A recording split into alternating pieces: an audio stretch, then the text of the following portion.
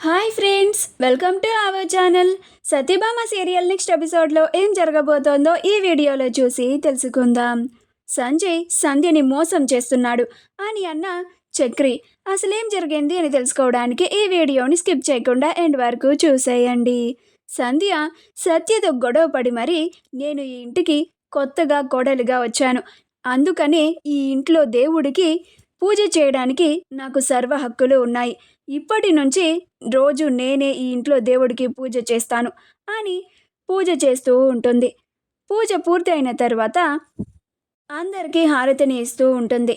అప్పుడు జయమ్మ, పర్లేదు, మాటలకే కాదు చేతల్లో కూడా బాగానే ఉంది, పూజ బాగానే చేశావు అని అంటుంది.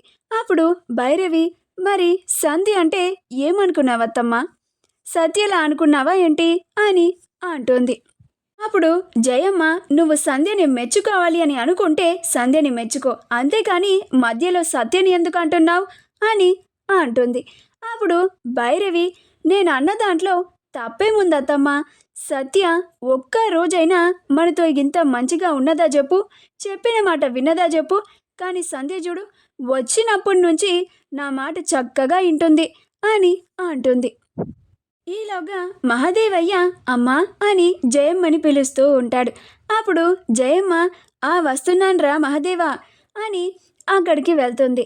ఏంట్రా పిలిచావు అని అంటుంది.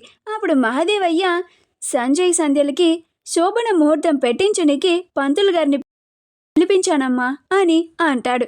అప్పుడు జయమ్మ, అవునా పంతులు గారు, మా మనవడు మనవరాలు మాకు చెప్పకుండా పెళ్లి చేసుకున్నారు, కానీ వాళ్ళ శోభనానికి మాత్రం మీరు చూసి మంచి గట్టి ముహూర్తాన్ని పెట్టాలి అని అంటుంది. అప్పుడు పంతులు గారు అలాగేనమ్మా అని పంచాంగం చూస్తూ ఉంటారు.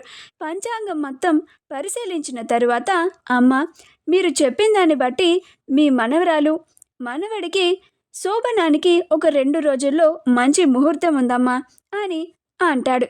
అప్పుడు మహాదేవయ్య, అయితే గా ముహూర్తాన్ని ఖాయం చేయండి పంతులు గారు, ఈ ఇంట్లో ఇంకా ఎవరికైనా అభ్యంతరం ఉందా, ఏం సత్య నీకేమన్నా అభ్యంతరమా అని అంటాడు. అప్పుడు చక్రి వచ్చి, నాకు అభ్యంతరం ఉంది అని అంటాడు. అప్పుడు మహాదేవయ్య చక్రిని చూసి ఆశ్చర్యపోతాడు. ఇదేంటి చక్రి చెప్పా పెట్టకుండా ఇక్కడికి ఎందుకు వచ్చాడు అని అనుకుంటూ ఉంటాడు. అప్పుడు చక్రి, అవును, మీరు విన్నది నిజమే, నాకు అభ్యంతరం ఉంది అని అంటాడు. అప్పుడు భైరవి, గదేంది మరిది, నీకెందుకు అభ్యంతరం అని అంటుంది. అప్పుడు చక్రి, ఏ అన్నయ్య, నా కొడుకు పెళ్లి చేసుకొని వచ్చిన విషయాన్ని నాకు ఫోన్ చేసి ఒక్క మాట కూడా చెప్పలేదెందుకు అని మహాదేవయ్యని అడుగుతూ ఉంటాడు.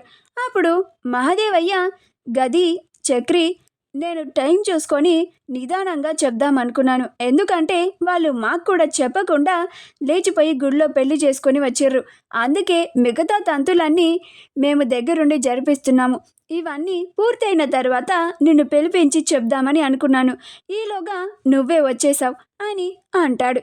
అప్పుడు చక్రి, ఏరా సంజయ్, నువ్వు పెళ్లి చేసుకునే ముందు ఈ తండ్రికి ఒక్క మాట చెప్పాలని కూడా గుర్తు రాలేదా అని అంటాడు. అప్పుడు సంజయ్, అది డాడ్ అని మాట తడబడుతూ ఉంటాడు. అప్పుడు చక్రి, నాకు చెప్తే నేనెక్కడ మీ పెళ్ళికి అడ్డుపడతాను, నువ్వు సంధ్యని మోసం చేస్తున్నావని అందరికీ చెప్తాను అని భయపడ్డావా అని అంటాడు.